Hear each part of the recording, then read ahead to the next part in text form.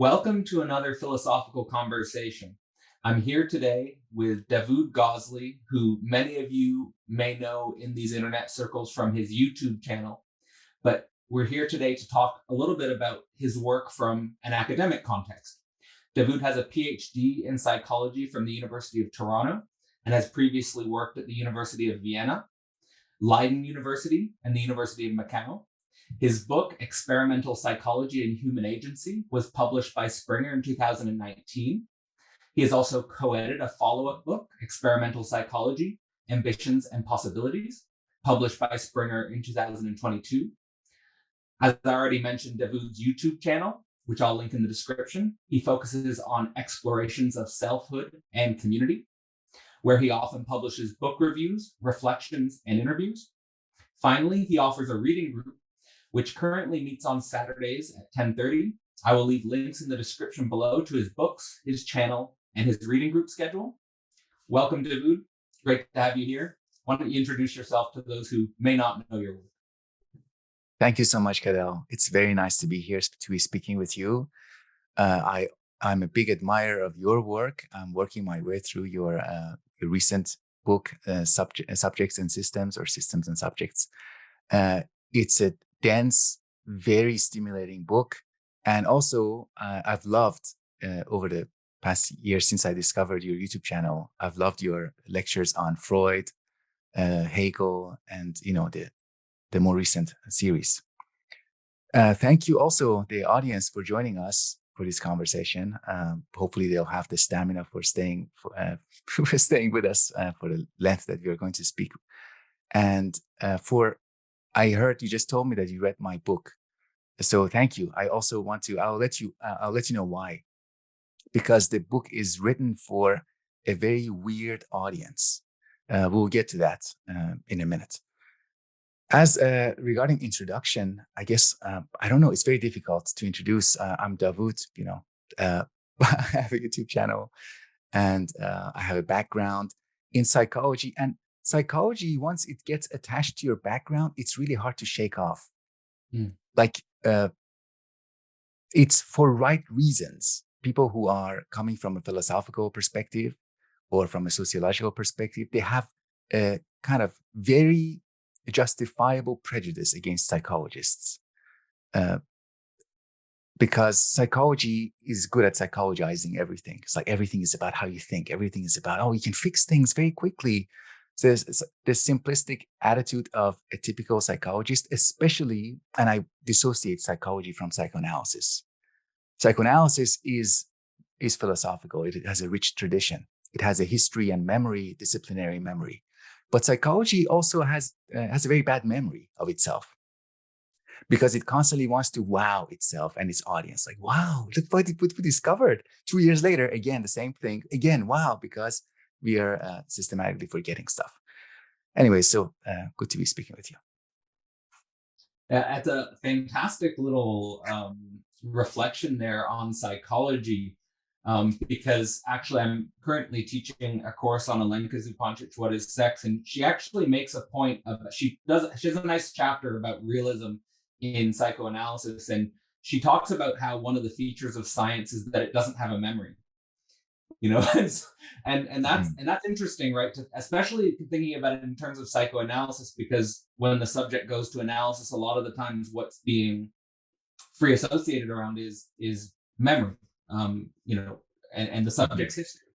So it's interesting, and it's not to say that one is right and one is wrong, but it is interesting to think about the way science oftentimes operates without a memory. So in that context, I mean, we're here to talk about your book, Experimental Psychology and Human Agency, and we can do our best, which was published in 2019. I think at that time, we can situate this in the context of your life, if you want. Sure. Because at that time, you were still within academia, and now since you've gone through a transition, and you open up the book sort of in the same way that you just critique psychology, you say, this book is a critique. But it's a critique with a hopeful dimension to it, and a dimension towards commitment to experimental psychology, at least at that time. So I'd open up by sort of asking you about what's your feeling about the role of critique and the sciences, and how has that style or attitude stayed with you in your work today? Mhm. I think following up on what you said about science and its history, I think one way that critique can arise is through an attention to history in science. Because funny enough, just as a anecdotal, I think people don't have to be familiar with philosophy of science or critique of science to get this. When they pay attention to the history of science, that history doesn't come back and join their scientific endeavor.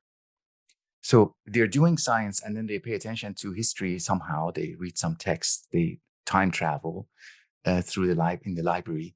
And that attention to history kind of, instead of contributing to their scientific project, starts to shake things a little bit, starts to undermine the assumptions by bringing attention to the assumptions that are tacitly operative in their project. And it tells them how things could be different in terms of the underlying framework or the assumptions that is supporting their project. Critique to me is a way of being more reflective about what's going on. And that results in a couple of things. Uncritically, we cannot distinguish between a science that has relevance to us and science that doesn't have relevance to us. So that distinction is something that is enabled by doing critical reflection on scientific work. Also, without critique, we don't know to what degree a scientist is fulfilling the promise that they make in the beginning. So we have these governments have these research grant funding agencies, and scientists, professors at various institutions, they write proposals, and the proposals are they're supposed to be promising because they're asking for money, large sums of money. And at the end, sometimes they report, or when they ask for new funding, they report on what they have done previously with their previous grants. And they always have this promise fulfillment cycle. We promise things and then we fulfill these promises. But that cycle can become an illusion, can become warped or distorted through the way we talk. So you talk about, for example, oh, I want to understand how people get distracted when they're learning and how to avoid that. But then you make a very silly experiment that is only remotely and metaphorically related to your research interest.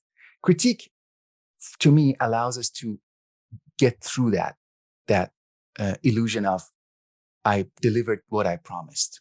So through critique, we can the task, the responsibility of critique is to show the gap between what I promised and what I delivered. And they're not the same thing.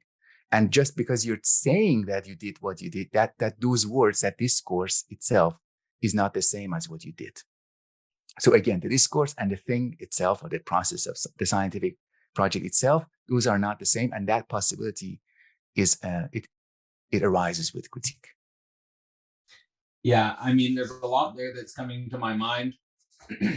I, of course, have well, specifically quite a few bad memories of the whole research grant and funding process when I was doing my master's specifically. And to me, with the research process in academia, this cycle that you're talking about, I mean, it is all based on an uncritical illusion, isn't it? And it's to me, it's about trying to reduce risk at all costs, like, and reduce unpredictability, and reduce uncertainty, inherent to the research project. Because any good, like the greatest scientific works that we always learn about in history, whether it's a Darwin or a Newton or whoever, they didn't know what they were going to discover when they set out on their research project. Like, and it's, like, I oftentimes like make the joke of, like, imagine Nietzsche writing a research grant proposal to a university about the books he was going to write. Right? It's just Yeah, yeah. unthinkable, right? And so, how, at the same time, how should we, there's that critical, hopeful aspect in your work. How should we view scientific research and fund scientific research? The way my spontaneous ideology and what happened in my doctorate, actually, which I think went well, was you fund in the person, like not a specific result or not a specific. And this actually brings us prematurely to the end of your book, where you Mhm. say in a reflective science, you would not treat people as a means to an end, but as people as ends in themselves. So, like, yeah, maybe like on that idea, like, can we fund science treating researchers as ends in themselves without, and giving them a more open-ended research horizon where the results are not specified in advance Mhm. or not Mm. expected? We're not expected to uphold this illusion. Right. Especially at such a fast time pace of time. It's very fast.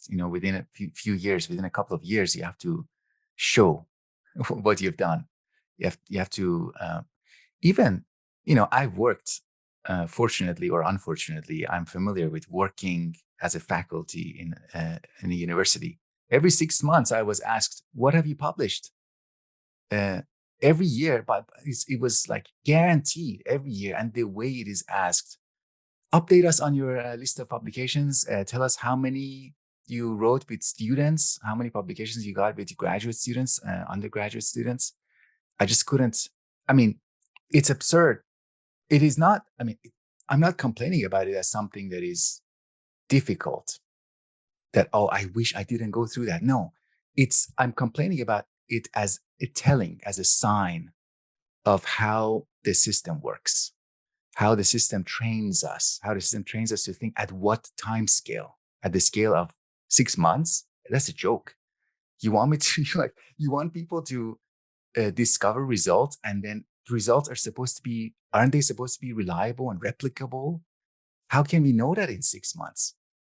So uh, the attraction, the draw is towards, again, wow. Like, create a wow, please. Just wow some people, and that keeps the movement forward. I think I kind of just got distracted from your original question, which was a good question. Faith in people, yeah. So it's difficult to evaluate people in general. It's very difficult. I've been in a position several times to evaluate and rank research proposals. It's not an easy thing to do. Um, your suggestion is really good to look at the history of a person, to have a memory of what they have done. But that challenge poses the challenge of what about the first time that they do something? Should we, for example, look at what they did in high school or or in their undergraduate? It is difficult, and I think just embracing that difficulty itself would be a good thing. I think would benefit the evaluation, as opposed to being so certain and ranking and having a number for everything, like numerically assigning a number and then ranking based on numbers, which is what's happening now. Not very helpful, because the moment you have numbers and certainty of numbers, you can't challenge that. You can't revise that. Right. I mean, it's an industrial system. I mean, the way you're describing it with the publication process, it's, and even, for example, I've got also some a lot of bad memories coming up. Oh, No, but sorry. just some bad memories of like the way in which people in academia almost like judge and rank each other by their their citation count or their publication count, and it's, how many publications do you have? And it's not even, and then you're talking about like the wow factor, and it's like sometimes I feel like people are more wowed by the superficial idea of a certain publication count or a certain, look on a CV than by the content of the arguments. Hmm. um and it's almost like, this process has, well, I think lost its soul, or lost its capacity to know why it's doing what it's doing. It's almost like I just get the image of the cartoon cat that runs off the cliff and doesn't fall until it looks down. But Right, right. at the beginning of your book, you talk about academic training and make the specific distinction between unknowing, unreflective investigators to reflective, knowing investigators as something that's of interest to you. And I like that this theme throughout your work continues, which is concern with the way the scientist, the psychologist, and their mental models and their assumptions and their presuppositions impact the results, are involved with the production of the thing. Yeah. Um, and in that sense, in the context of what we're talking about, um, it seems to be connected to investing in the process of self-reflection itself, right? Like, what do you think academic training or the processes of academic study could include or cultivate in order to improve the capacity for a generation of scientists who are more reflexive? Because I think actually that's a continuity between both of our works, is this emphasis on the reflexivity of the scientist. Yeah, I think it would be really good to expose students and trainees to different styles of engagement, different genres, almost different genres of writing in science. So, for example, I met somebody at one of the institutions I was working at who was a Husserl scholar, and all he did was every day, all day, reading Husserl and writing about Husserl. And one day I asked him, what are you working on? And he said, I'm working on another paper on Husserl's semiology, Husserl's ideas on science. And I said, I've been recently reading, at that time, I happened to be reading Charles Sanders Peirce's, and he's very big on, he's a very big contributor to semiology and understanding science, the ontology of science. And I said, have you done any work, any comparison? And he said, no. I specialize in Husserl. I don't want to get into that. So that's one style. And unfortunately, that is a style that succeeds in academic institutions. And what happens is, if that becomes widespread, then students only get exposed to that style of doing scholarship. I wish students could get exposed to, somebody who writes books like you, who engage with 5 major thinkers in one book. And you put them in dialogue with each other just to see what happens. You don't have to specialize, and you don't have to specialization doesn't mean you repress other thinkers, which is something that this individual I was speaking with did for various reasons. He said, I want to be fair to Peirce. If I engage with him, I might not be as fair to him as I am with Husserl. But so I think, and that's the source of hope to me, the possibility of students. I mean, we have to be optimistic about the current and next generations, because if otherwise we can't write, we can't do anything. So I have this hope that if a couple of people might read my book and it might trigger something in them, they get this genre of, okay, you don't have to just write about experiments that you run. I ran these experiments and these are my results. You can also write in a genre of, I'm going to write about some experiments, and I'm going to talk about how you could interpret these experiments differently. And that's basically the essence of my book. It's a very innocent activity. It's a very innocent kind of activity, but it angered a lot of people because it happened to be that by reinterpreting them, by seeing these experiments under a different light, it always ends up to be deflating. It always ended up, because the original interpretation was putting the results under the best light, under the most wow inducing light. By reinterpreting them, you deflate that and say, okay, it's not that. I can give you one example if it might help. There was an example of an experiment that showed, researchers argued that people who fall in love cannot control their cognitive faculties as much. They have lower cognitive control. And how do they do that? They selected people who had fallen in love in the past 6 months, and they made them, during the experiment in the lab, they made them listen to love songs that they chose. And then they performed this cognitive control task, which is, what is it? It is a task that is supposed to measure cognitive control, but literally, it's just something that people don't care about. So for example, I tell you to pay attention to shapes and ignore colors. And sometimes we get distracted by colors. Okay, so what? That can be in some cases interpreted as higher or lower degree of cognitive control. But to remind someone of their romantic relationship, of the fact that they have fallen in love, it just makes them prone to not caring about this other thing that has nothing to do with their personal goals. But of course, you can say it's supposed to measure cognitive control, so let me just write that as the title of my paper or the main interpretation of the study. So things like that. You also gave, I love that example in your book, actually, and the other one that was coming to my mind when you brought up that recontextualization of the experiments, putting them in a different light. And again, this is sort of a theme that runs throughout your work, I feel like, which is, again, including the investigator and their presuppositions and the way they're setting up an experiment into the actual question and into the actual scientific.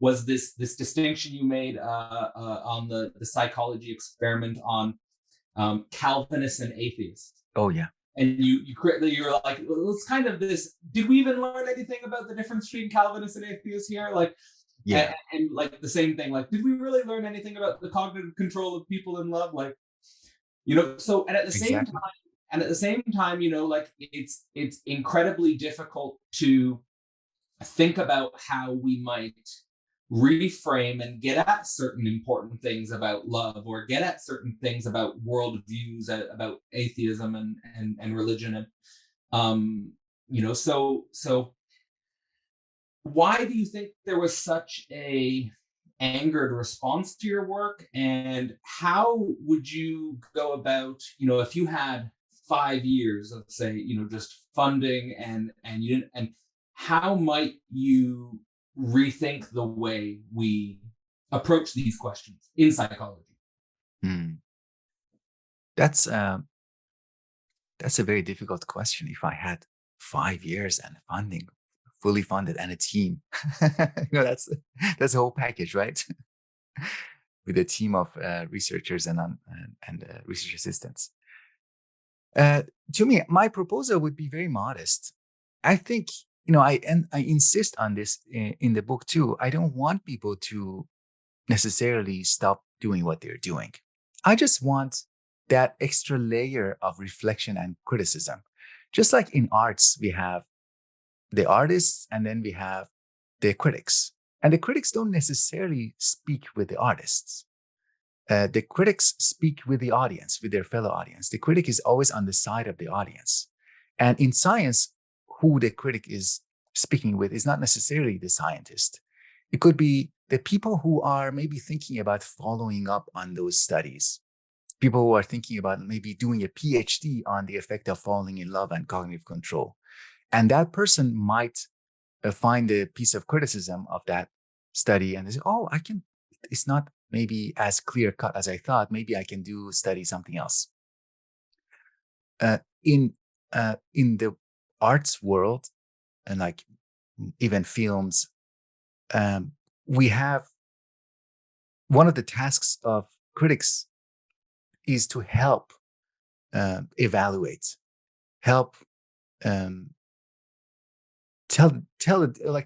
tell the difference between good works and bad works, works that are likely to stand the test of time and works that are not likely to stand the test of time. And they are speaking with an audience that is, again, I'm repeating myself, it's not the same as the people who did the film, who created the film. I think something similar applies to the works of science. Now, in philosophy, we have a very strange discipline, because philosophy is, I think, the only discipline that does its own criticism. Philosophy is the only discipline that uh, is, every once in a while there is a philosopher who announces at the end of philosophy, or the death of philosophy, or counter philosophy, anti-philosophy. And in any discipline, so that's a sign that philosophy has that special, one of its special, the reasons why it has a special status. And uh, it means that in other disciplines, including the arts, including psychology, including sociology, whenever we want to be critical, we need to come to philosophy. We need to borrow some tools from philosophy. So in this book, I ended up having to rely on philosophy, just not to do philosophy for its own sake, but to expand, because it is only philosophy that allows me to expand the picture within which psychology is happening. See, okay, let's just zoom back a little bit. Let's look at the bigger picture. Let's look at what else is going on. And that itself is, I realized uh, that that's a philosophical move. That psychology itself doesn't give us that. I can't stress enough how much I appreciate um, the way you're approaching the relationship between the sciences and philosophy, because oftentimes when there are usually men who have spent their life within a specific scientific field, um, and then they recognize, consciously or unconsciously, the limits of that scientific field. Mm-hmm. They pretend to be philosophers and fit philosophy into their scientific discipline. Like, Right. I mean, the Mm-hmm. most common example would probably, or one very popular example might be the way in which Richard Dawkins, as a biologist, comes to philosophy and religion, right? Yeah. He comes to philosophy and religion as if I don't need to really go through the arduous labor of learning philosophy and religion. I can just, as it were, take my viewpoint from evolutionary biology and impose it onto philosophy and religion or something like that. Yeah. But the thing is, it's much more difficult to do what you're saying, because what it means is that you actually have to, in some sense, recognize um, a huge gap, and you have to become comfortable with unknowing, and you have to become comfortable with, in some sense, situating your recognizing a certain lostness. And that's something that's emotionally challenging and destabilizing. And it actually brings me to a point that I really like in your work on the difference between being a lost object and being a Mm. lost subject, and the distinction there. I mean, could you go into a little bit about how maybe even how you think about it in the book, but also maybe how you think about it today, because it's an interesting idea, this idea of the distinction between a lost object and a lost subject. Yeah, that's it seems a little bit naive now in retrospect, but I was uh, trying to articulate to readers, what do I mean when I say psychology is lost, or what do we mean when we say a discipline or a group of researchers, they have lost their way, or it's this, their project is lost, they have this lost status. And so I began the book with that kind of sentiment. There's a difference between when an object is lost and when a subject, or maybe a person, is lost. And a lost object is just, we don't know where it is, but we have a map. We can say we are searching this area. We haven't searched that area. Maybe the object is there. But when a subject is lost, that it, it's a completely different meaning. Uh, a subject, the loss of a subject means the map is gone, or we don't know. Maybe you have a map, but you don't know where you are in that map. So the whole coordinate system, the coordinate system is destabilized, or has to be redrawn. And so it's a more fundamental, project. If I had maybe now, now that I have thanks to you, I have the distinction between systems and subjects. Now I can say maybe a system can be lost too. And a system is prone to create lost subjects. I'm not sure. I should think more about that. But what you touched on there is really important. I want to echo that quickly. The idea of self-sufficiency of a discipline. Scientific disciplines present themselves as self-sufficient, as not lacking anything. And so that allows them to present that air of confidence that, oh, yes, I do have something to say on this. Yes, I'm an evolutionary biologist, and I do have something to say about music and philosophy of music and religion and rituals and language. Yes, of course I have. And that I have something to say never stops. It's never, I want to be silent on this, or I can only be silent on this topic. That's very rare in scientists. And if that happens, it is not because of their science. It's because of them as people, as individuals. I mean, I think that one thing at work here, probably that comes up in the history of science the most, is the idea of physics envy, that other disciplines have a certain envy of physics because of its success in, purportedly knowing a lot about a lot. And maybe being the science which naturally lends itself to reductionist processes more than any other science does or can. But there's this notion by a physicist named Sean Carroll, which has apparently stuck in my mind because it comes to my mind all the time, which is, he says, we know a lot about physics, we know a lot about chemistry, we know a lot about biology, but we know nothing about politics. And that stuck in my mind because technically, like, part of my doctoral,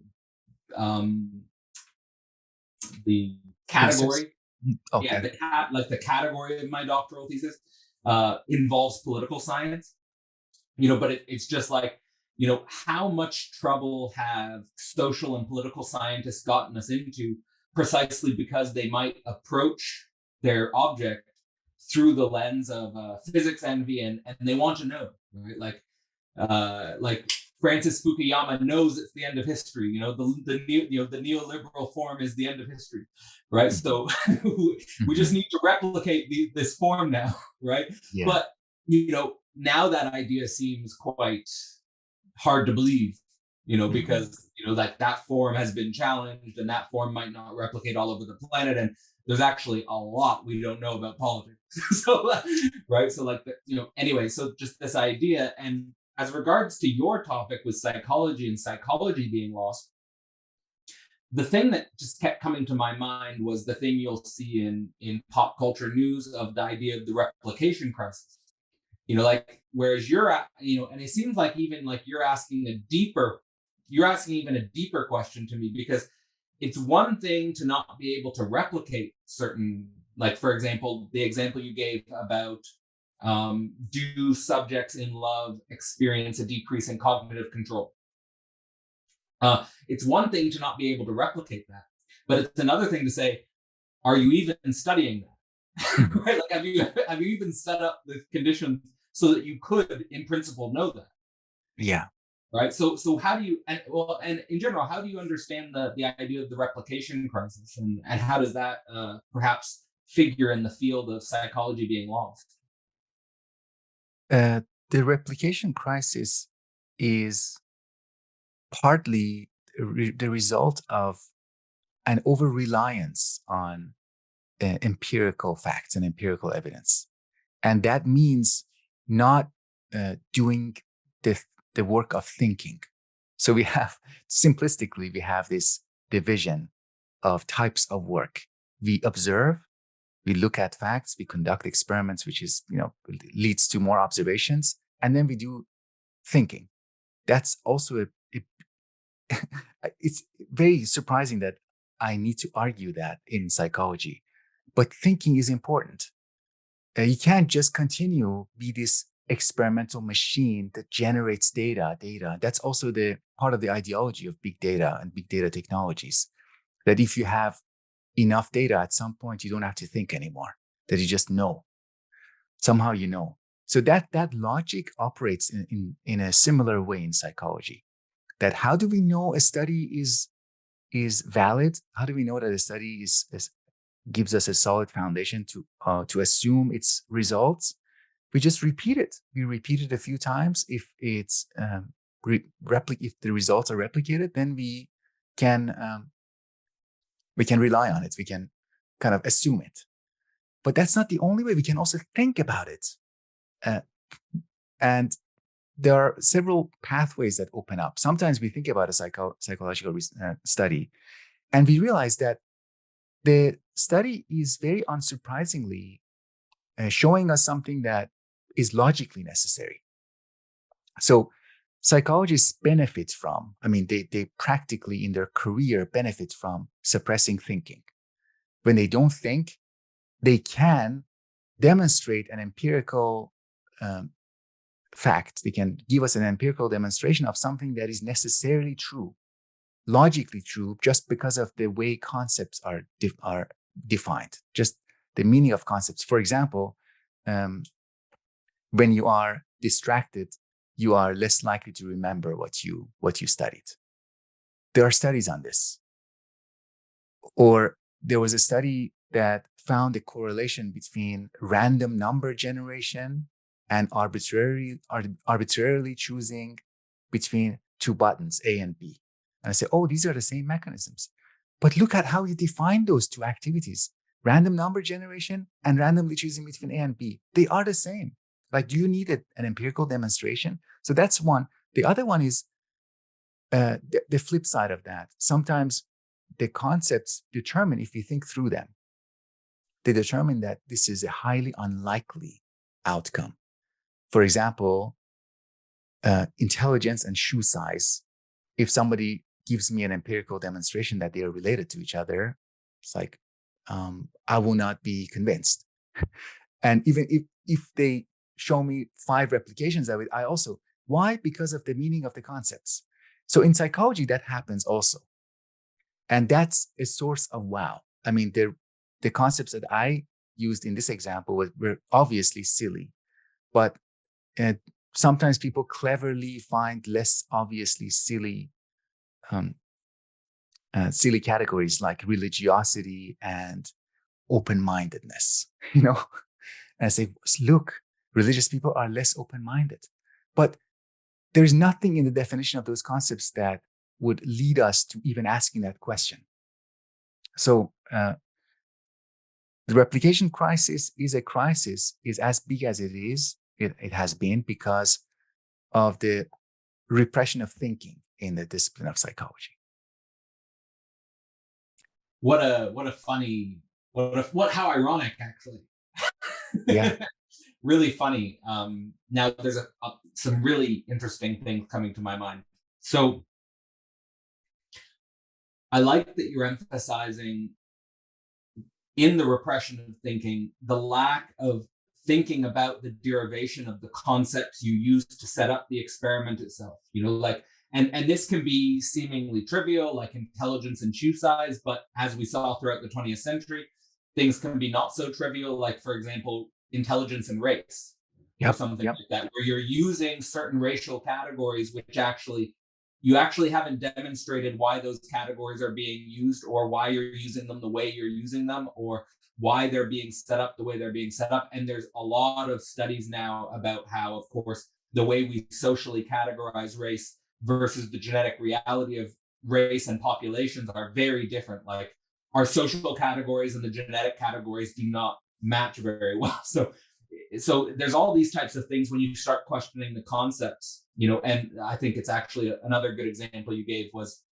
religiosity and open-mindedness, is that, well, those categories are being derived by certain ideologies and dogmas about religious people and about open-mindedness and about secular people being supposedly more open-minded, right? There's a lot of things that are being assumed there and being brought in.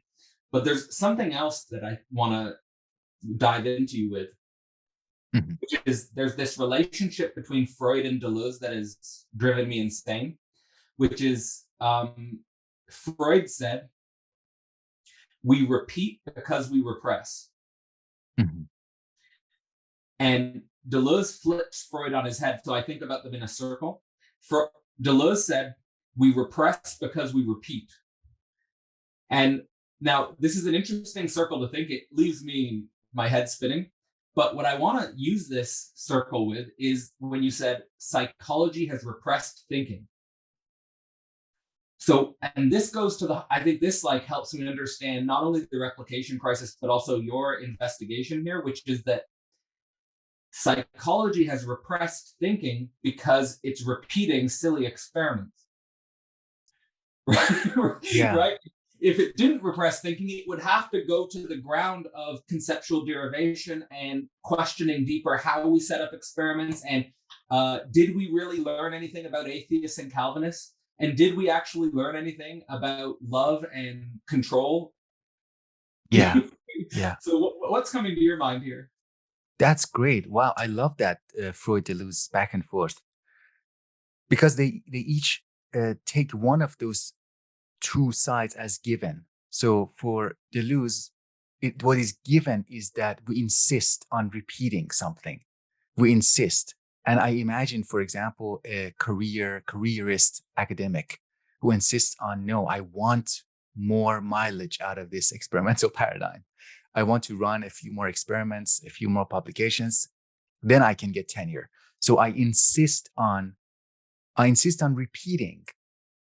And because that repetition is going against some thought that they might arise in their mind, they must repress those thoughts. So repression becomes a kind of coping mechanism with the necessity of thinking. The paradox. Yeah. If I think, I might lose my professor job. yeah, exactly. Or it's just I run a risk. Why run a risk when you can just take a more comfortable, safer route? Yeah, it's less that's destruction. a problem. Yeah. That's the least path of action. Yeah. And then, it's interesting to think about academia and the drive, academia and repetition, the compulsion, right? And actually, that's just coming to my mind. I had a really good friend in my doctorate, still a friend. We're just not together anymore. We're just in different places. But he was a great thinker. He did a doctorate on looking for he was speculating about aliens. And it was a really cool doctorate topic. And it's super cool that he was able to do it. But he had all of these fantasies about what he was going to do when his doctorate was over. I'm gonna do a speaking tour. I'm gonna start a website. I'm gonna do a business. All these types of things. And then Yes. a few years after his doctorate, he was just doing the same thing he was always doing in his doctorate, and he was just coming to realize the power of repetition. Right? It's like, because I was training so long doing this, my doctorate, I can't break out of this repetition. I'm just doing it and doing it and doing it. And that's like a lot of professors fall into this, right? Because you were trained in a certain way, you were rewarded for a certain repetition, and then you've fallen into a certain, and now you're just doing that to the end, and that actually is primary to thinking. Yes. So what I was always, now this is, I'll just give this idea and then throw it back to you. But the idea I always had was, when I think about some of the paradigmatic thinkers, I always give the examples of Darwin, Nietzsche, Einstein, and Marx, just as examples, just because they're in different fields, is that all of them came up with their ideas outside of academia. And then their ideas were, in some sense, sublated or taken up into academia, but that the thinking was occurring outside, because maybe they had to constantly deal with disruption to their repetition. Right. Yeah. When we say outside academia, it's useful, but it's a way of negatively talking about where they are. Outside academia means unprotected. They are not protected by the walls of an institution, by the salary.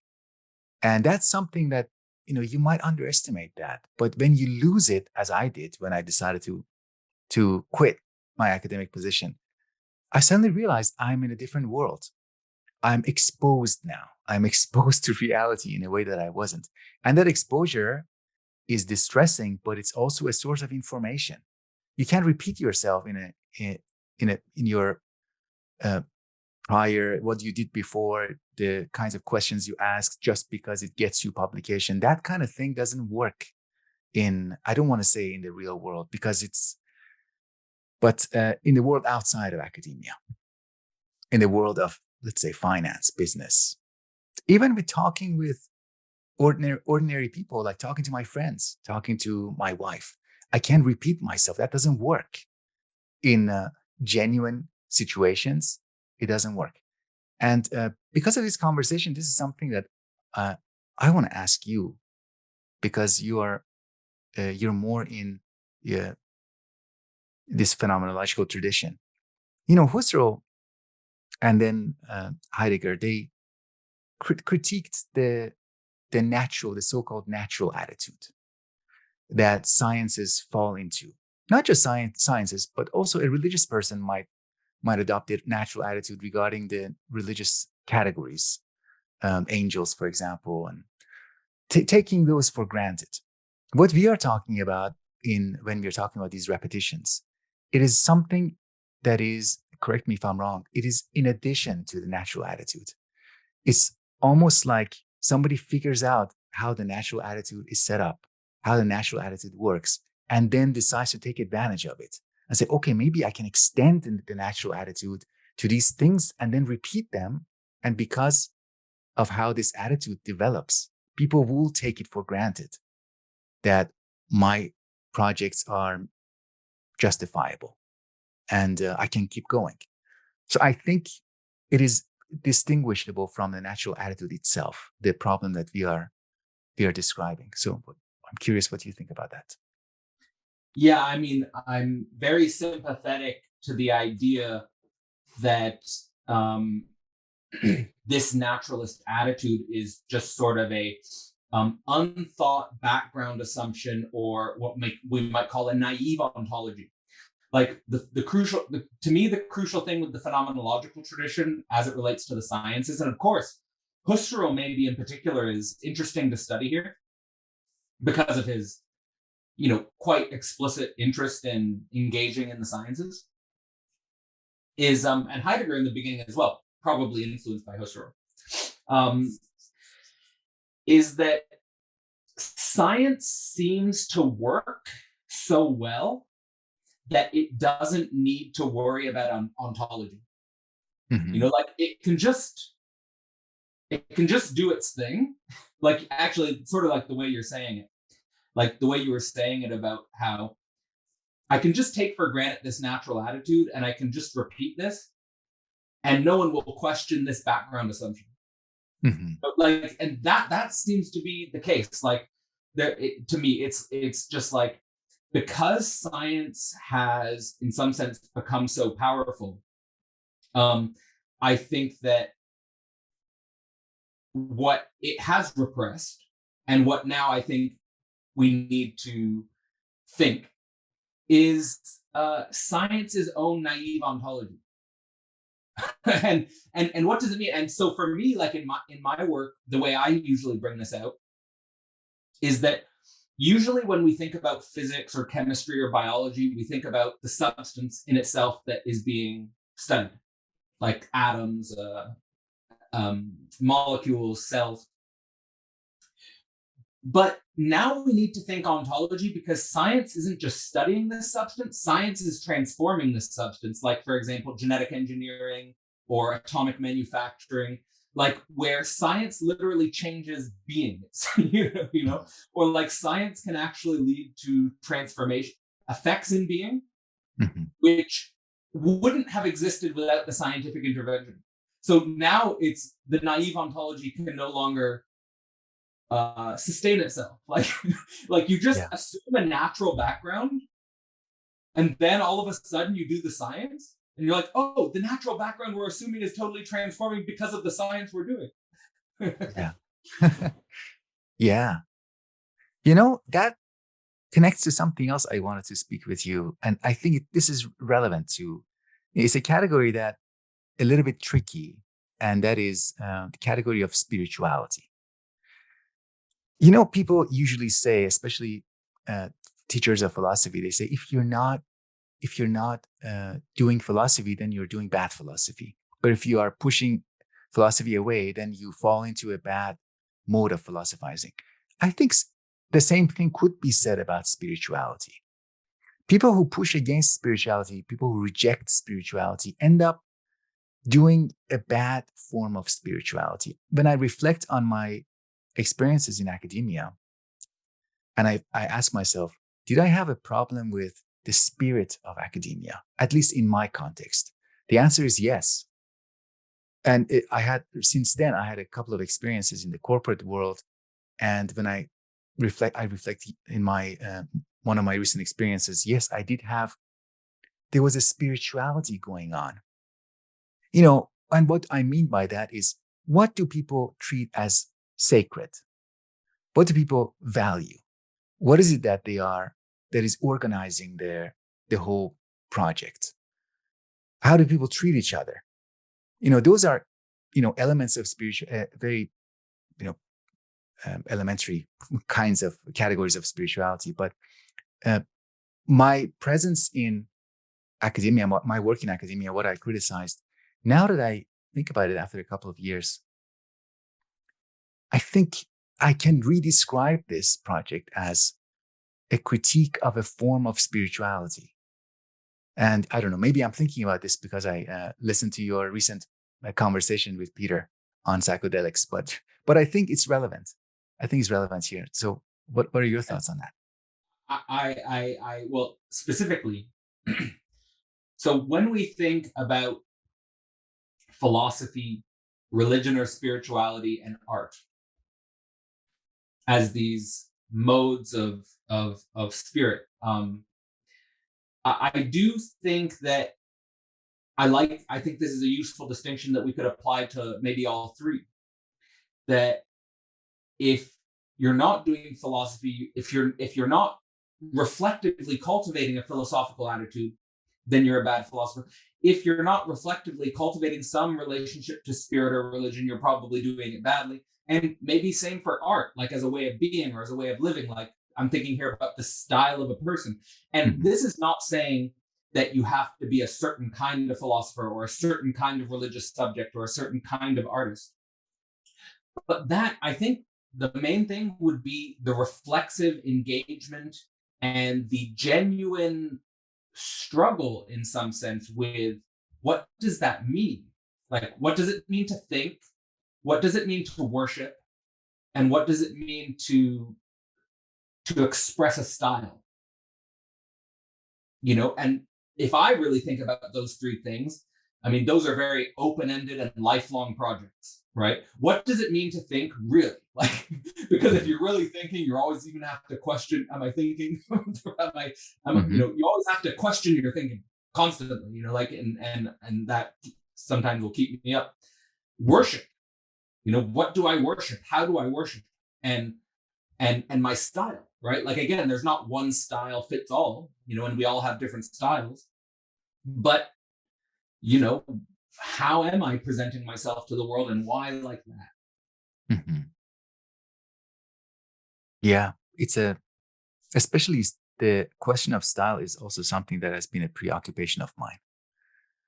And at first, it was somewhat less conscious. I would just feel, I don't know, sometimes you find this at a conference or at a meeting, at a seminar.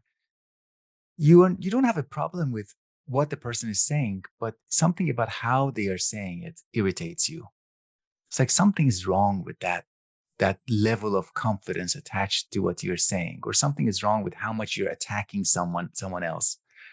Like Twitter wars that we see sometimes. Like, how can this person?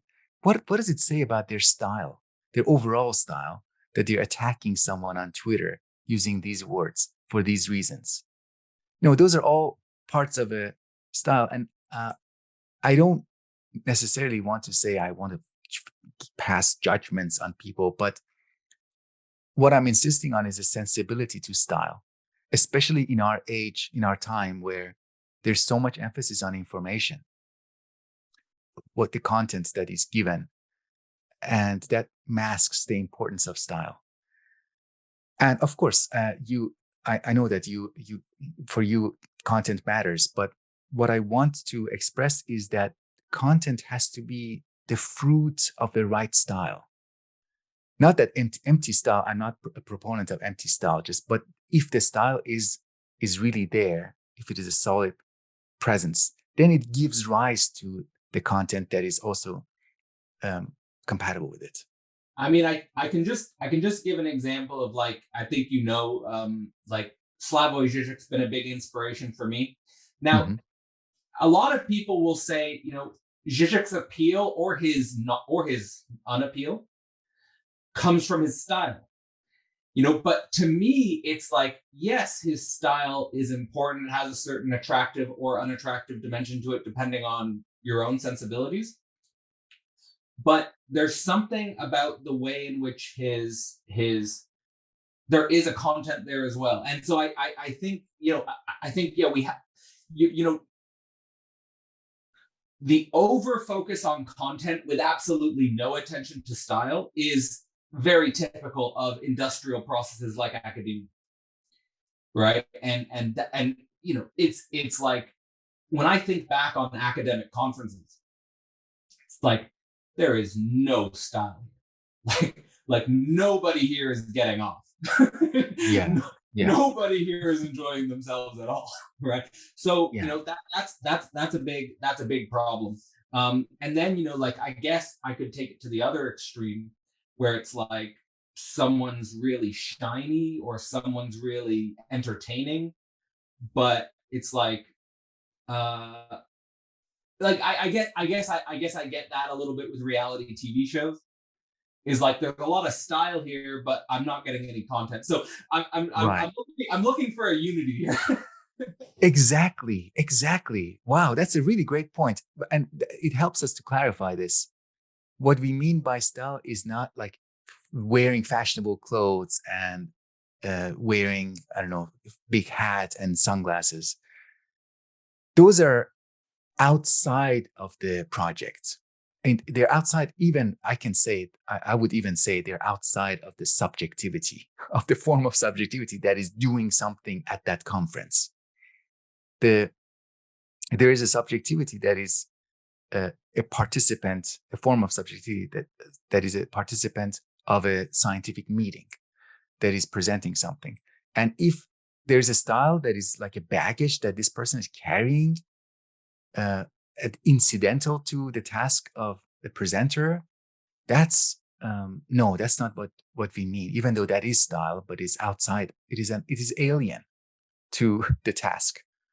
Uh, I'm thinking right now for a moment about some, for example, like you mentioned Peter Shosted Hughes earlier, and also I had an interview with Peter Rollins a few weeks ago, and it's like both of them have a different style, but both of them give me the impression that they're bringing themselves to their content in a way that I feel like if we were at dinner together, I would be talking to a similar person. Like, whereas at an academic conference, my first experience of an academic conference, it was like everyone's bored as shit, and then in the bar, everyone's style comes in, mhm.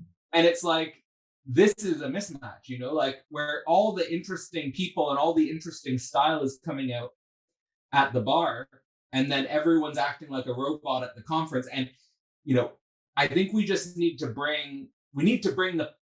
humanize Yeah. academia, spiritualize academia, because that's the thing, is like, if we don't spiritualize academia, I think that's where you get the symptom of uh, spiritual obscurantism, because people need spirituality, so they'll go for it even if there's no content.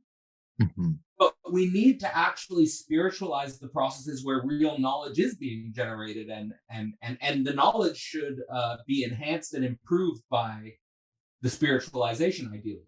How do we do that? That's a big question. Mhm. Hmm. Yeah. And what you're describing to me sounds like building bridges between the bar scene, the after conference, party drinking scene, and the conference itself. There should be a connection between what are the connecting tissues. Why isn't there a talk on, drinking and partying? For example, maybe that could be a connecting tissue. Somehow, not only like we talk about fragmentation of disciplines, like psychology is not talking to sociology and so forth, but there are aspects of a person, aspect of my mind, if I'm an academic, that are not talking within my mind, within my psyche. There's fragmentation. And I have these roles that I have one role that I play here, and then one set of routines that I perform here, and then another set of routines that I perform here. And I feel like I'm myself when I'm drinking with my friends, but I don't really feel like I'm myself at a conference. Maybe I have that imposter syndrome. I don't know, but Zizek is refreshing, has been refreshing. Hopefully, he will continue to work for a long time because several reasons. He's alive. He's really alive, and he doesn't care about those superficial aspects of style, and he doesn't mind forming bridges and connections to things that are not initially associated with his discipline. So he talks about movies, talks about some anecdotes that happened to him at a bar in South America. A lady told him that, oh, I need to lose some weight, and he incorporates them. It's not that he tells some jokes, because there are people who begin with a joke and then they become boring, but he incorporates them. He somehow connects it to like commodity fetishism, just like out of Exactly. Yeah, nowhere. yeah, exactly. So he's a So good. I think that's like the sign of a genuine philosopher is if they can take a singular moment, like a singularity, an unrepeatable moment, and they can weave it into a story that has a theoretical backbone, Mhm. and vice versa. So you're always getting material, so to speak, from the real. That's right. You're That's always right. getting and the real, and that's the great thing to me about not doesn't have to be philosophy. It can just be about cultivating thinking and just thinking. Is that the real is always providing, like, if you're paying attention, the real always has interesting things. Like even just just being at a bar in South America. The real always has interesting things going on if you're just paying attention. Yeah. Yeah. Well, that connects to an actual question I wanted to ask, which is the dimension of the relation between contemporary science and everyday life, because Mhm. that's a theme that runs throughout your work as well, which is and it seems like that would have a special role for psychology and a special importance for psychology. I mean, Mhm. to me, and you say that, like, in the beginning of psychology, the original motive of psychology being grounded in experience, personal and communal ambitions, really understanding individuals, drives, and so forth. And I get the sense that you would say psychology has become severed from its original motives. Right. Right. And that is part of the question you asked me, and I didn't answer very well, about psychology being lost. Part of the consequence of psychology being lost is that those questions cannot be answered. Like when I'm lost, when I cannot see, for example, my in my own apartment, I cannot tell you how far I am from the bookshelves.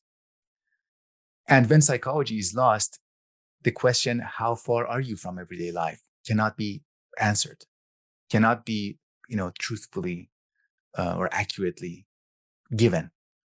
And that has, again, career benefits, but it is bad for psychology. I mean, it's bad for the discipline as something that is responsible for truth, giving us a representation of reality, representation of human reality, social reality.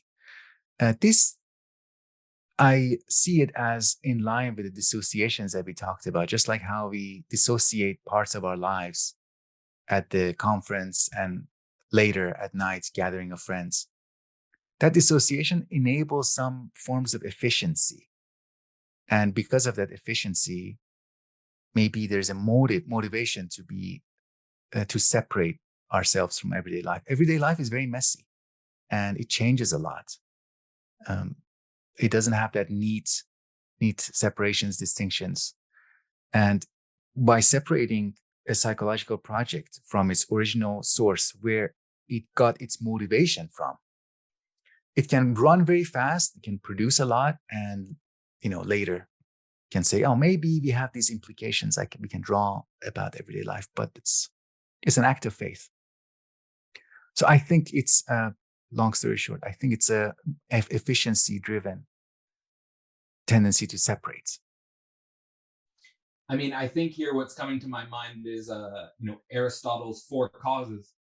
That there's an emphasis on the efficiency, and there's perhaps a no attention to the final cause, or Mm-hmm. like what is the telos here? Mm-hmm. Like and I think my view is that if we lose the telos and the final cause, you lose the soul or the spirit. What do you Yeah. have any ideas about that? Yeah, and to add to that, we also to be in contact, to have something to say to everyday life, we have to be in dialogue with it.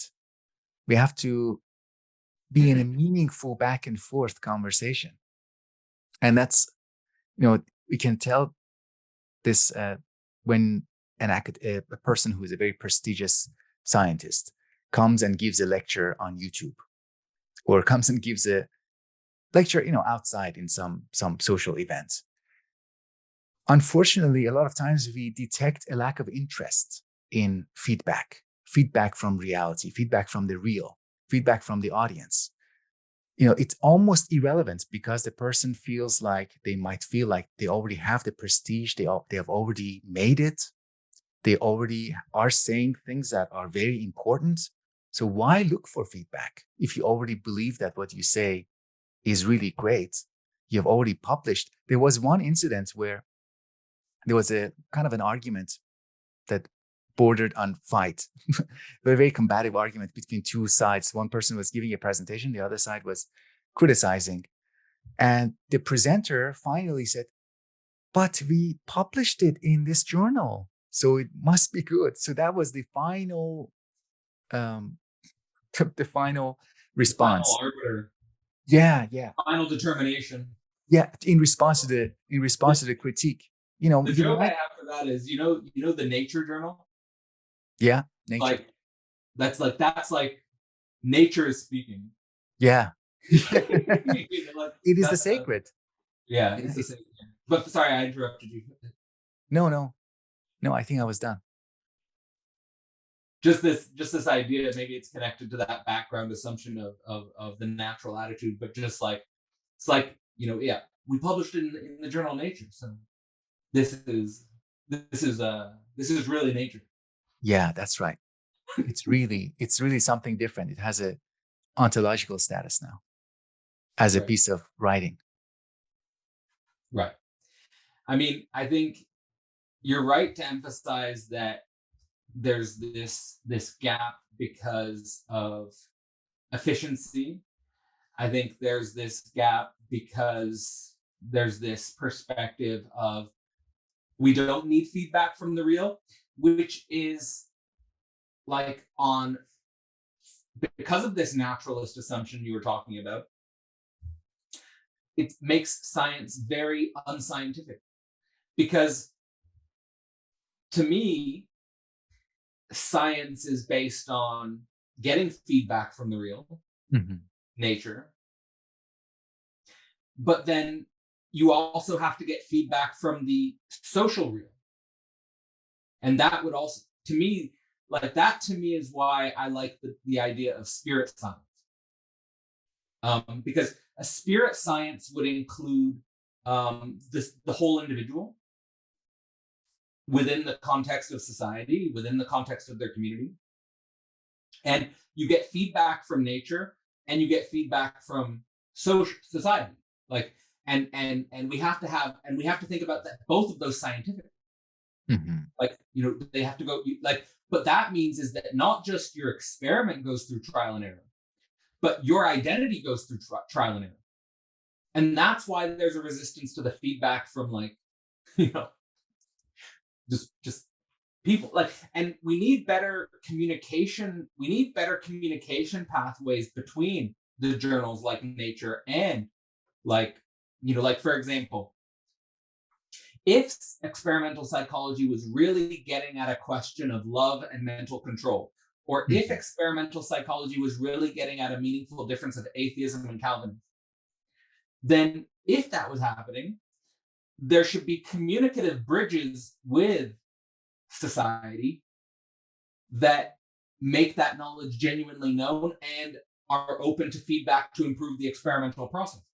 Yeah. Because if experimental psychology was really getting at real differences of love and mental control and atheists and Calvinists and so forth, well, that would be very meaningful. Yeah.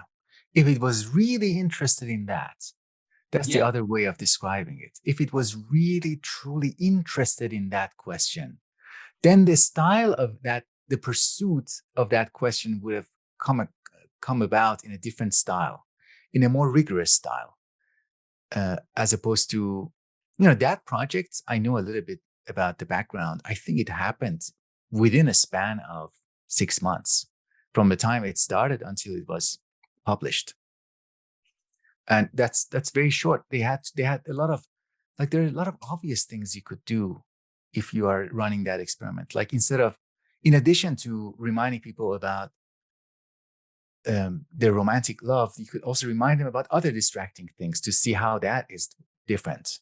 And they didn't do a lot of those things that would take care of the answer, giving a proper answer to the question. Yeah, I'm the other thing that I'm really I'm it bothers me is assuming that traditional institutions, are not doing what they're supposed to be doing now. What can we do to ensure that we are not recreating their mistakes outside of academia? So this is a question for me now. Like, with my, very small scale, you mentioned my reading group, my YouTube channel. Is it possible for me? Of course it is, to repeat the mistakes of an academic at that smaller scale with smaller impact, but it is a form of subjectivity that is my concern. I don't want to repeat that form of confidence, you know, trying to wow without the sufficient amount of backing, uh, expressing an interest in a question that is not really, the interest is coming from somewhere else. Maybe it's more egoistic. Um, Not failing to take a risk regarding not just the question but also my ego, my identity. As you said, that's really an interesting theme. I haven't thought a lot about that you yourself, your identity, can be at stake when you're doing it right. What does that even mean? We don't really discuss that, because on in our relationship, usually conventional forms of relationship, conventional modes of engaging, including social media, including even conversations that we're having now, we don't really push that hard. And there is that, I don't know, some of it is politeness, some of it is the stability. We want to keep things stable and predictable, but we could be doing more. I mean, there could be more critique going on in our side, in our corner of the internet, among ourselves, to keep each other sharp, to keep each other honest. So too much of a cliche. I don't know. no, I think it's precisely pointing in the right direction. What what I think it is, or where I would want to start the conversation, is the difference between the implicit and the explicit background. So, like, to me, like, the start of the conversation is academia has a certain implicit background, which once it's set is very hard to change. Like, it's hard to change all of the machinery which is set up to support the lives of many people. Um, Mhm. Even if it doesn't do it perfectly, nothing does it perfect. Nothing will do it perfectly. And, it's not self evident how you could create a different academic structure. You might create a worse academic structure. It's not necessarily it'll be better. Yeah. But I think that its attention, like in regards to the online spaces, is there have to be the right containers to discuss implicit background. Yeah. Like I'd like open it up by talking about, for example, trying to do online work for me has involved being constantly in thinking relationship with the negativities of the process as it relates to the construction of containers. Mm. So basically, so what I've tried to do, so that this would be like part of a dialogue, would be the containers. The containers I've tried to create are responses to certain emotional negativities, which have made me aware of the need for a new container. Or whereas in academia, you don't go through that process because the Mhm. container's already given. Yeah. But here in the online space, we're in the process of creating those containers. So like, and then finally, before I pass it on to you, because just get your feedback on ideas and stuff like that. But for me, and this is a paper actually I'm going to publish through Theory Underground, is we have to have spaces for discussion of teachers among themselves, Mhm. teachers with students, and students among themselves. And those communication channels need to be set up, because if those communication channels aren't set up, there's all sorts of, maybe in a Girardian sense, mimetic conflict and mimetic rivalries which start, and there's not clear demarcation line. Like we do need like proper, what I would also call developmental generational containers. Yeah. Um, Wow. and and in universities, universities have all those set up in the way they are, and we can critique and challenge them, but we need to create them. And it's not clear how to do that. But that's also the messiness of life. Mhm. Yeah. Yeah. Yeah.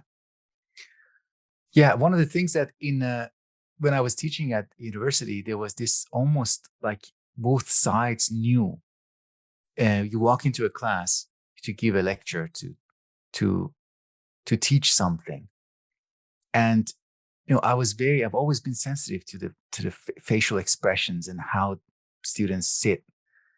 And there are always students who are just there, and it's just so clear to them that what is going to happen in this room, in this classroom, is totally irrelevant. They're so aggressively uninterested. And that would throw me. And then I would realize, okay, that's one mode of being. I shouldn't like try to change it too much. I shouldn't force anything. I would like engage, try to engage. But then I realized, and I actually heard from some of my colleagues at the time, it's like you are trying too hard. I've been hearing from students that you're trying to engage many students. You're very passionate. You're trying to demonstrate your passion, your interest, to really connect. We don't do that. You don't need to do that. You just you give your lecture and go back to your research, because what is really important is your research productivity. And the funny thing is that university actually protects you from the consequences of being a boring professor. That you're protected. Yeah, yeah, there is student evaluations, but the point of that is not to fall too much below the average. But it's totally fine to be a boring, unengaging professor, to kill the students' interest. That they were actually, at first they didn't have knowledge, but at least they had motivation, at least they had interest, and you take that away from them. That's that's it bothers me so much, that the whole process of going through the motions of an academic life. Anyways, back to the main thing that I was talking about. Now, one of the things that I cannot ignore, if I teach an online class, online seminar, I cannot ignore the level of interest and the level of engagement, because it is I'm really directly engaged. This relationship I have with my students now is not mediated by the university, by this huge institution. And that has certain advantages and disadvantages. The student now becomes kind of like your employer. You become like, you're fired. Now it's funny, right? Especially if you have taught at the university and now your student become like, it becomes complicated. And sometimes some spaces that, because they are new, we move into them and we have to make the rules ourselves. As you said, you're making the container. And it's really important to be clear as much as possible about the rules that govern the relationships within that new container. These are the things that I'm going to be responsible for, and I expect you to be responsible to with regards to these other aspects of our relationship. And at the end, and occasionally even with my group, every once in a while I say, okay, this is a point where if you want to like get out, this is one appropriate place where you can get out and we can say goodbye now, because a new wave is going to start. So those things I've been doing a trial and error with them, and it's interesting. It's, again, as I said, uh, having exposure to unpredictable material of life. That's good. I wouldn't really want it any other way. I think I just want to say, in regards to my understanding of Kantian philosophy is that you become radically responsible to create the rules. Like, you know what I mean? Like, it's not just morally adhering to rules which are pre-given to you, Mm-hmm. but you're actually responsible for the rules and following them out, like the categorical imperative and so forth, like this. And that this is both a tremendous challenge and a tremendous opportunity at the same time, right? Because I feel like there's a lot of maturation. There's we could produce the greatest generation of teachers and professors, after a generation of teachers and professors who had no pressure for Mm-hmm. this, and where the teaching and the lecturing dimension of university life was eroded by research demand, and basically not neoliberal research demands, where there's this ridiculous assembly line stabilizing an illusion of funding, like you brought up at the beginning of the conversation. Now, the downside is that this requires a lot of time and energy. So, like David McCarricker of Theory Underground will emphasize a lot time energy critique. He's got a book about time energy, and the time energy critique is basically like, in building Philosophy Portal, like, I try to put a lot of energy into making the best lectures and that I can, like, to give them the best education possible. But what suffers in that process for me is that I can't even do research anymore. Mm-hmm. Right? So like it's Yeah. like, and so it's like, it's like the weird dialectical madhouse of history. It's Mm-hmm. like you've got the university, which is just going, let's go all research towards neoliberal purposes. Then you get out, you try to do, let's become really great teachers, and then, I can't even do research anymore. So, it's like we've got to, and I think like what I see at the moment is that the spaces that are being created do open up the space for genuinely motivated students to have discursive spaces with students among themselves. That just happens very naturally through social media. Mm-hmm. There's also the spaces through containers where students can have access to deeper relationships with professors, teachers, and students. Like, Mm-hmm. and that's just on us if you are in a teacher role to genuinely open up the space for dialogue and engagement, which of course in universities often doesn't happen very often. But what I think has yet to be created is that level of teachers among themselves, like a space for teachers among themselves to talk about best practices and to talk about how, the experiments that are going on and the challenges which everyone's experiencing, which could give a certain type of worker solidarity, and also community, Mhm. around shared problems, shared antagonisms. And and I think that's important. I just want to tell a story before throwing it back to you. But what I say in this paper I wrote for Theory Underground is, when I was in university, and I started university, I had the assumption that after my first class, I was like, if this is the lecture material, I can't wait to see what the professors are talking about, because I was like, it must be really good. Yeah, Like, yeah, yeah, right? But then the more I would go up to the listening to the professors among themselves, it would just be they were in boring meetings, yeah, right? So this is what I'm trying to do is, how do we create the spaces where genuinely the conversations among teachers among themselves is, you know, the thing. yeah, Like yeah, that would be the telos. yeah, yeah, And then that's the structure where, well, students have a motivational reason to go to class. They're not going to be uninterested, because the thing in itself is really with the professor or the teachers, like they're really communicating a real here. yeah. They have made a decision based on what it is that they're getting, not based on, oh, they need this certain amount of credits to get through this year A or to certain Google graduate. citation or something. Yeah, yeah, exactly, exactly.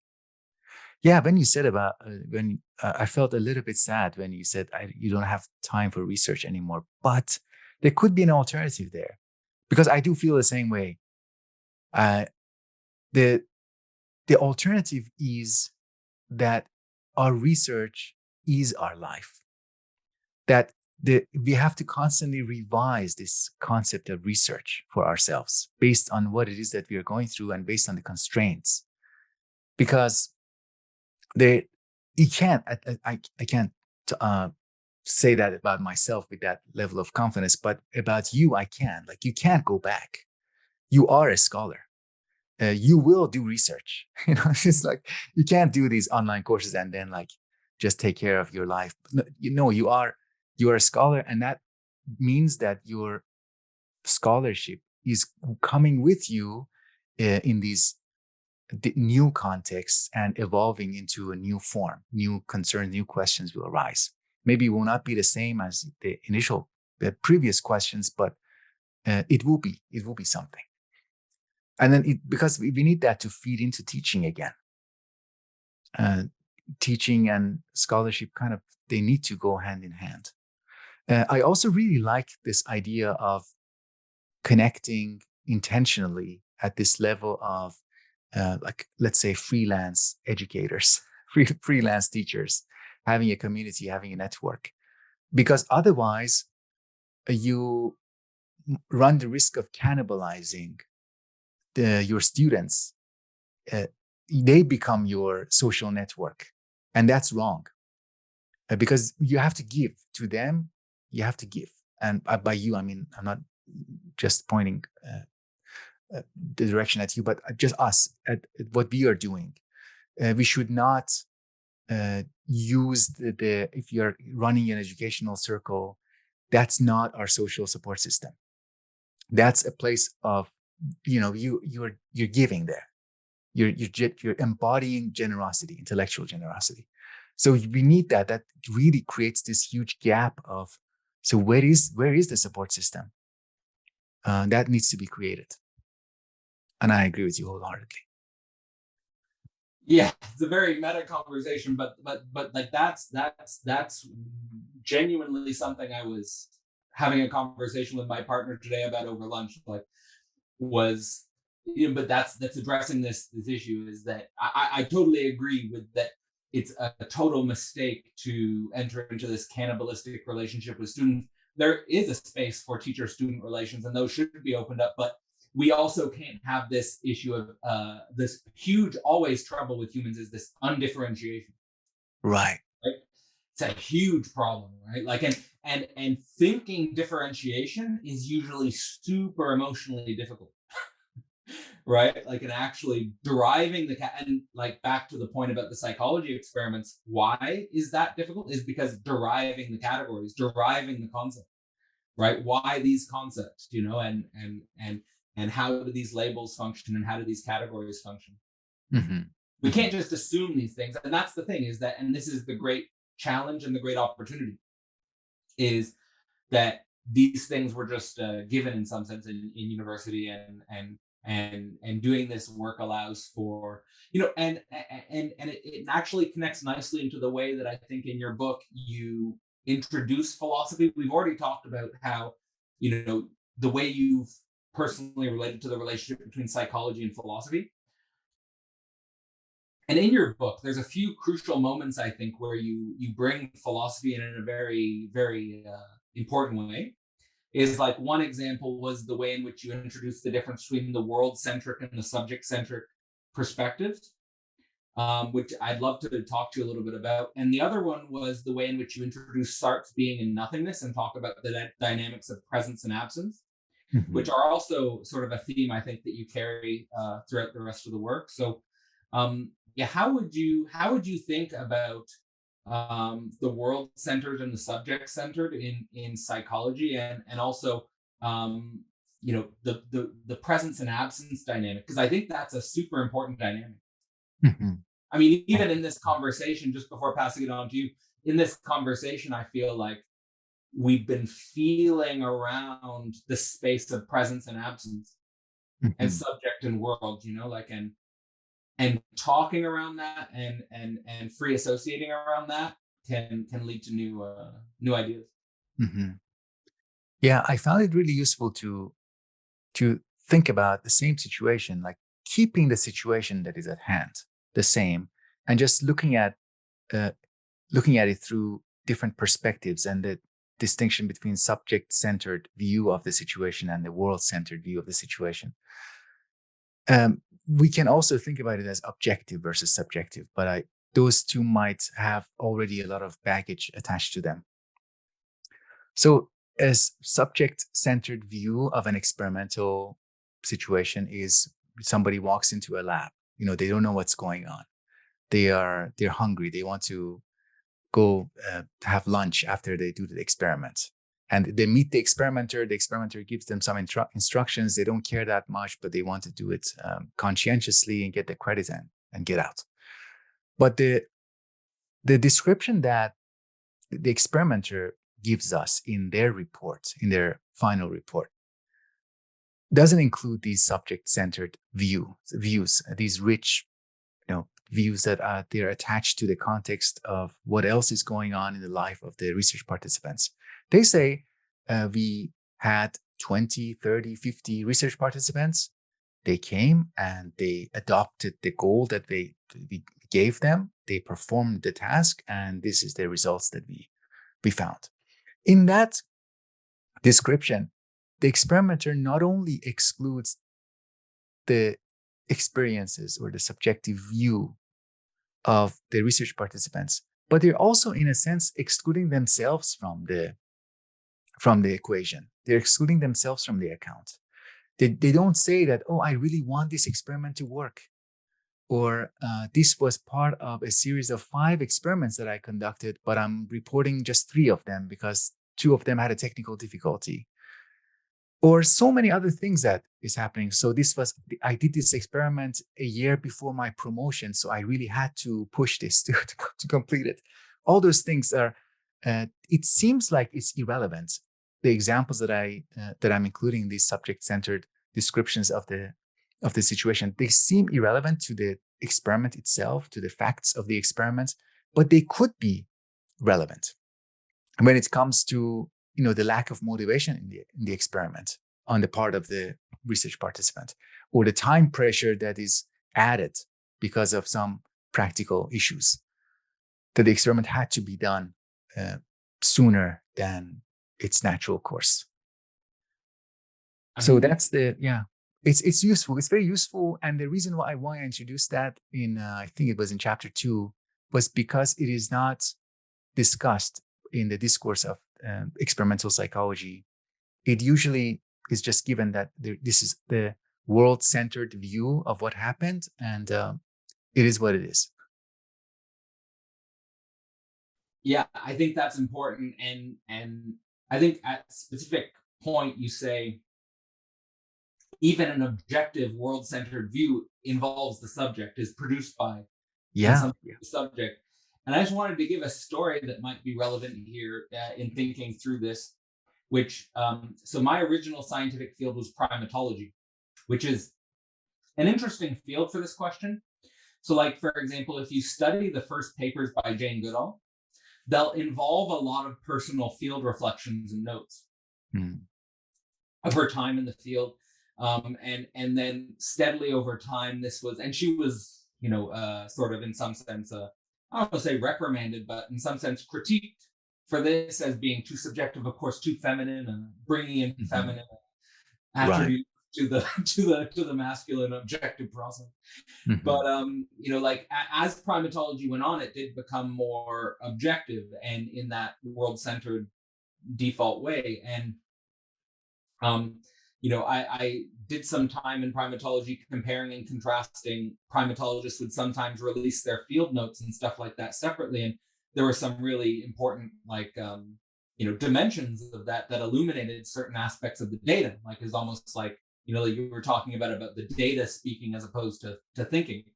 And it was like in my paper that I published through primatology, it was like really important because it was like you spend 2 summers exploring the jungles of Cameroon, and it's like, and then the result is just this data, and it's like there's so much more subjective toll that went into the production of that data that which is left out, which I Mhm. do think has a meaningful part in the story, and just how to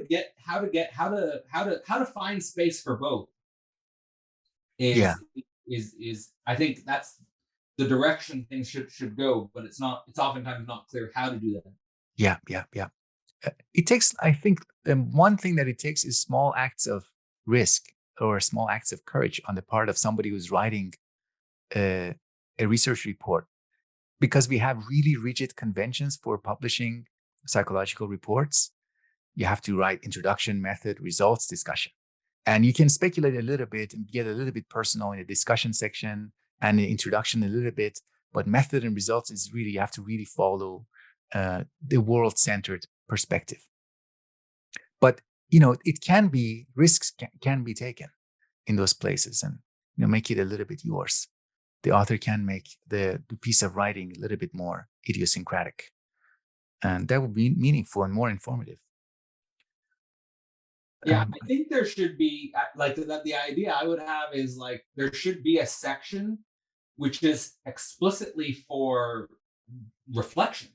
right. Like, Yeah. Yeah. like it would be nice to have a personal reflection section of the paper Yeah. where you can tell the story, you can give us a background information, maybe a picture, like which would not detract. I mean, if you want the methods, if you want the results, if you want the discussion, that's there.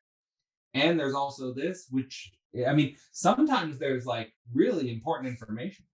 Yeah. That would be great. And it would actually help the scientists to continue to identify with what they're doing, as opposed to saying, okay, this is my day job, and then I go and watch hockey or baseball. And that's the real me. When I get together with my friends and drink beer and watch hockey, that's me. Here, I'm just, performing this. But if they are allowed to, or if they feel accepted to perform their personal reflections, then they can continue to be present there.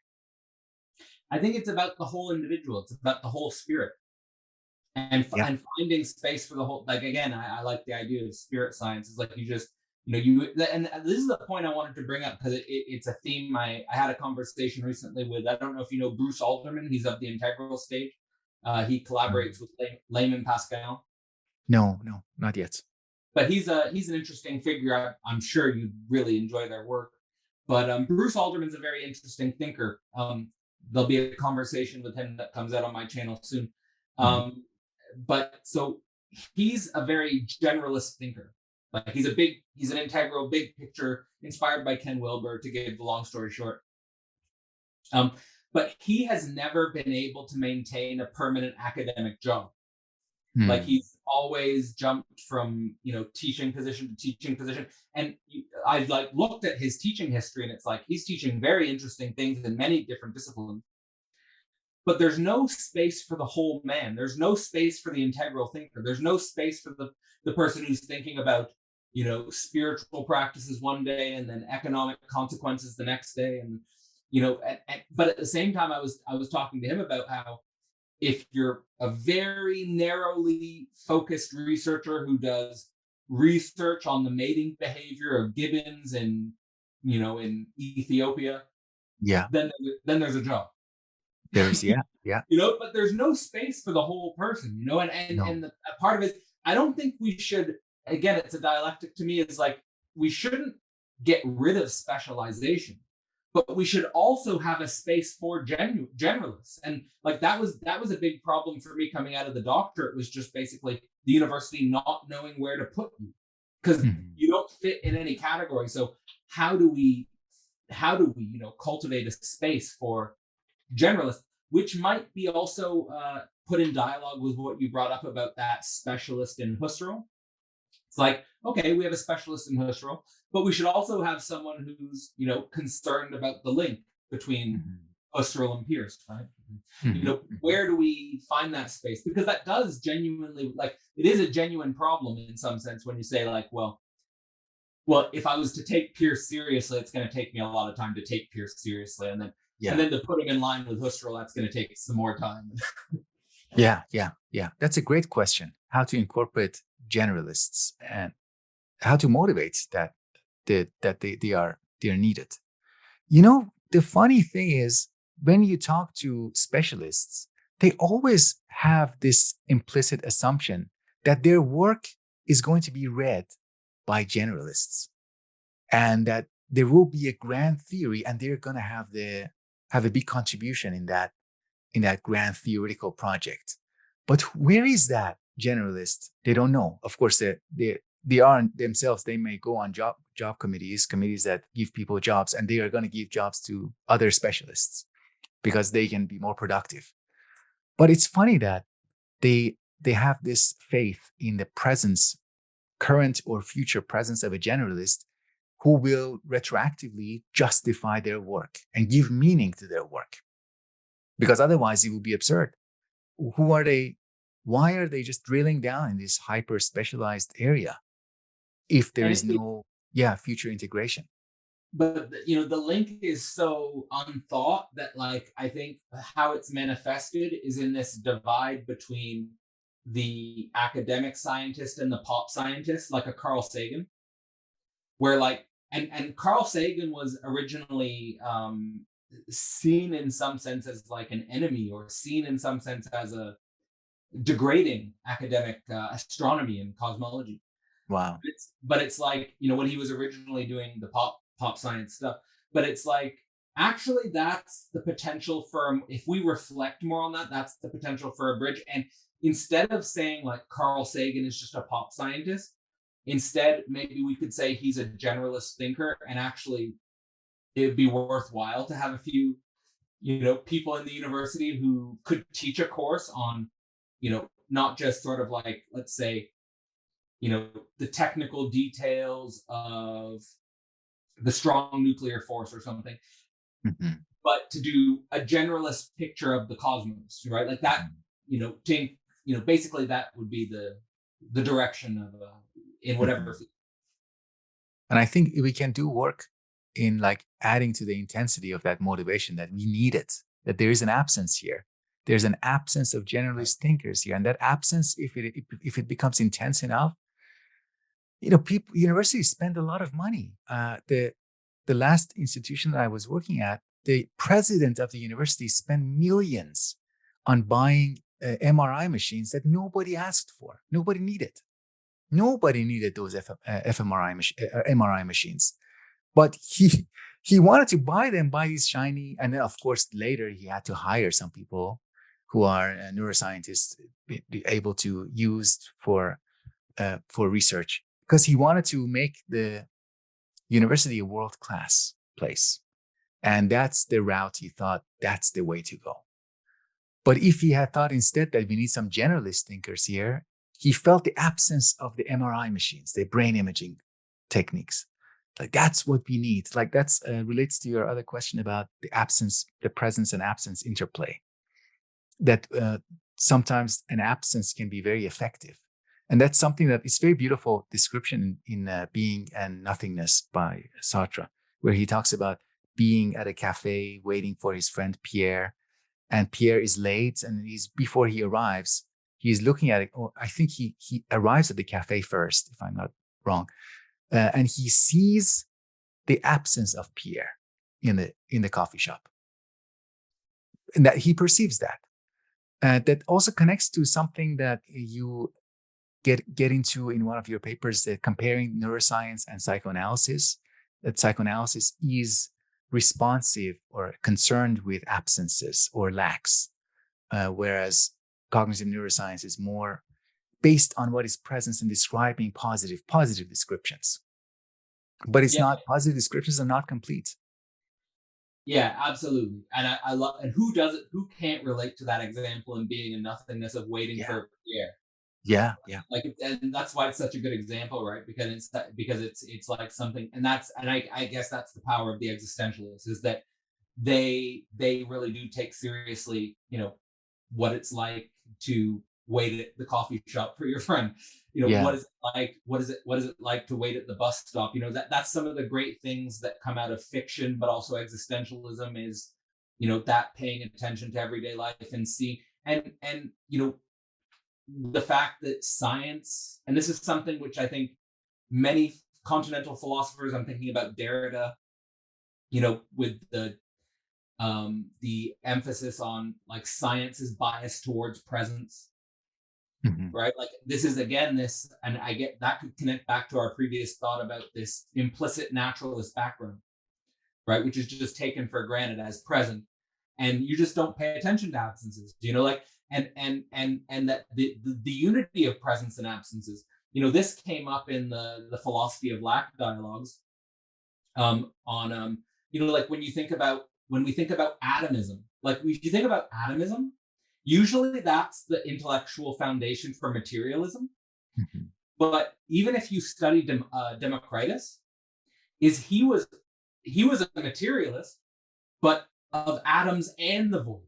Mm. You know, like it's presence and absence, and the Yeah, absence is necessary for the presence. If there was yeah. no void, there could not be discrete atoms. Mhm. Right. So it's interesting to think about the way, and I think that you naturally do this throughout your book, is you're always looking for the unity of things which appear to be thought of as separate. Like, for example, you also do that with goals and actions Mhm. in your book, and I think that's also important, is like looking for the ways in which things that are perceived to be separate and isolated are in fact connected and need to be thought of in like a higher unity. And maybe that's also a tendency of reductionist analysis to separate, isolate. Mhm. Mhm. Yeah. I actually Um, had a I had a did you yeah did you have a I have a question, but if you have something to say, then I'd be interested.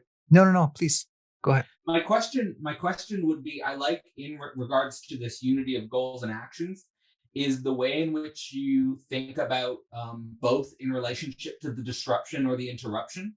Like, we can learn more about the positive existence of someone's goal in how they respond to a disruption or an interruption of their Mhm. act. Yeah. Like, again, it's a play of presence and absence, because you may not see the person's goal, you might not know what they're striving for, Mhm. but you can detect it in the disruption. Right. Like I like this point. Yeah. So, for example, this book, the follow-up book that I co-edited with Jan Walsener, this was supposed to be a much larger book, and the invitation was for authors to kind of respond, especially people that I criticized in my first book, for them to come and like respond and just join in that layer of reflective discourse. And a lot of them accepted the invitation, but after the COVID hit, after COVID became very prominent, a lot of them pulled out.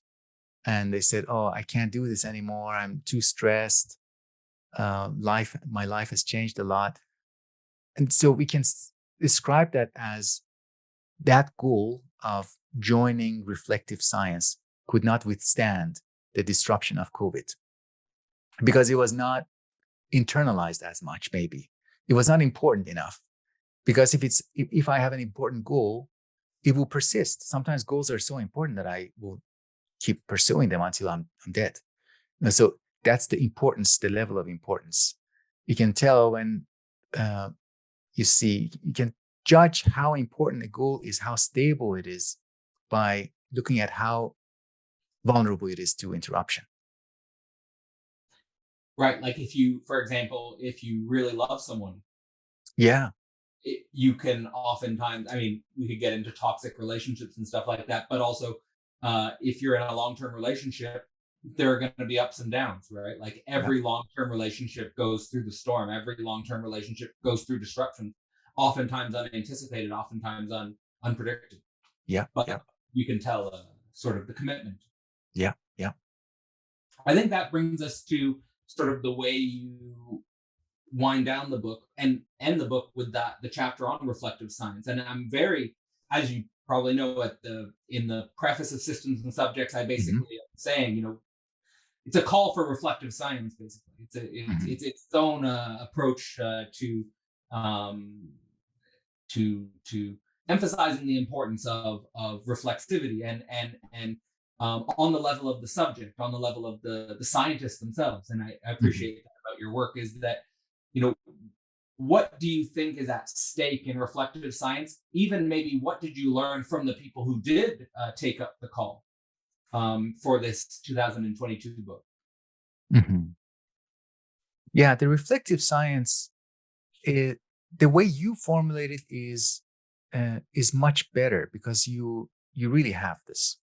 You have the philosophical language and the resources, and you describe it in one way. You describe it is that as a science that is mindful and inclusive of the scientists, the individual scientists, and individuals and their community, and that the fact that they are part of the history. So that all of that has to be taken into account. You have to be mindful of that, and then the scientific projects that are explicitly going on. Here, as it applies to experimental psychology, it comes across as a disruption, because some of these projects just can't survive that that attitude. If one of the examples that I keep returning to in this book is the example of a magician doing an illusion in front of you. And the thing about illusions is that you have to have a very narrow, limited range of perceptual um, perceptual view of it. So let's say I'm using the cards, I'm using some tools to create an illusion, and you only have to be sitting in front of me at a certain distance to get this illusion. If you walk around and look at me from the side, you immediately realize what I'm doing. You get to see what it is I'm doing. And reflective science sometimes has that effect on some projects. It's like turning around and looking sideways at somebody who's trying to do this bait and switch, promise something that is not really aligned with what they're doing, with what they're delivering. And if you push it a little bit, if you push their language, push their discourse, examine the totality of the research project, it just doesn't withstand that. And that's a high price for some people, to say that, okay, your entire research project loses most of its motivation, gets deflated. So that's It a, brings that's a us difficult, yeah, this it, difficult it, conversation bring, to have. it brings us back to we repress because we repeat. Right, exactly. Yeah, yeah. And I think that brings in some sense the reflexivity of psychoanalysis, or reflecting on your own discourse, reflecting on my motivations, reflecting on the role my unconscious is playing in the actual setup of the research project itself. Yeah. And it's very interesting the way you're talking about reflective science, in some sense, destroy, like, framing, almost I guess because, you know, again, coming from physics envy, where oftentimes in physics, the phenomena under analysis lend themselves to a certain isolated experimental setup, Hmm. that you can genuinely learn something about subatomic interactions if you, like, for example, isolate a certain collision in a particle collider. Hmm. If you isolate that, like, you could actually learn something about maybe like the early conditions of the universe or something like that. But in psychology, it would seem to lend itself much more to, like you're saying, a bait and switch and an illusion being set up, where actually the person's not really aligned, and treating the research subjects as means to an end instead of ends in themselves. And Yeah. so then you have psychology, which is set up in a way which is antithetical to society. Right. Yeah. Antithetical to a society that wants to create and nurture citizens in a democratic system, let's say. I do Right. want to mention that some people did join. Once the book was around the time the book was published, I was actually invited to speak at Würzburg University, and that place, Würzburg University in Germany, it's the one place that really gave me a positive, encouraging response. And the one person I want to mention, Roland Pfister and his group, they not only read, engaged with the criticism, but they tried to find ways to incorporate the reflective um, examination in their ongoing research. So he and his collaborators do the rule breaking, rule violation lines of research. And I really heavily criticize their work in both in the book and in some of the other articles. And I was very impressed by their welcoming, encouraging, that they really took it to heart. That was very unique. And I have a special relationship as a result with Roland Pfister. Um, That's we fantastic. kind of like we're nemesis, let's say. But we are Well, really like, it's a loving but very critical relationship. yeah, that's nice. That's nice to hear, and it's always sort of it's good to know that you're not just releasing this message to a pure void, Yeah, right? yeah, Like, it didn't just fall totally on deaf ears, right, right. so to speak. I mean, and at the same time, like, there's a weird balancing act where it's like, we need to ruthlessly criticize scientific experiments, and we need to respect how much arduous labor goes into maintaining a research department, and setting up experiments, and producing results. And somehow we've lost the balance, but I think the Mm, reflective science would try to point towards that convert, basically creating the containers that could withstand that process, where yeah. actually submitting to reflective science would not make the whole thing an illusion and come undone, but actually a productive, ongoing engagement that Hmm. might last a lifetime. Hmm. Hmm. And yeah, that's a great point. Uh, you know, a big part of this critique is to show experimental psychology how it hasn't been fair to the human being and how it should honor the human being more Mm. with this approach. And so I need to do that too. I shouldn't direct my attack at the human individuals who are conducting the research. And if I do that, then that defeats my purpose. Mm. I should direct my criticism at the type of experimental projects, at the style that produces it, not at the human person. Right. That we should, I think we have a responsibility of honoring that. And I think, just, to maybe emphasize one of the aspects of your reflective science that you bring up in the last chapter, is one of the things that seemed to be a theme in it was emphasizing this dimension of preparing a reflective scientist to become comfortable with surprise and unpredictability, because you can have intended manipulations and unintended changes. Like, like, you set up an experiment, everything seems to be gone, a lot of thought has gone into it, but there's massive unintended changes. Or, for example, you had controls, but your controls were undermined. So Hmm. it's like building into the actual scientist, building into the actual scientific lab, building into all the experimental setup, the way things can go wrong, Hmm. right? And go other than your original thought, which in some sense requires also emotional like, should like there's a mental health crisis in academia, should there be more attention to mental health and therapy in academia itself? Should there be more, much more humane funding structures within academia itself, right? Hmm. Should we rethink the way competition unfolds in academia itself, which would then allow the human to become more comfortable with unintended changes and situations where their controls are undermined and where maybe they don't have the result which a journal would want. Hmm. Yeah. Again, it's a holistic approach. We have to pay attention holistically to what's going on. Yeah, So I would be, yeah, that's a whole different topic of the therapeutic approaches within academia because we don't want to help something that is systematically problematic. Like I have a friend who goes every once in a while, every 6 months or so, he goes to a retreat, a silence retreat, and doing that allows him to continue with his very toxic corporate job. mm, That's the kind of like it's yeah, a balancing act. It's like I need this to sustain this.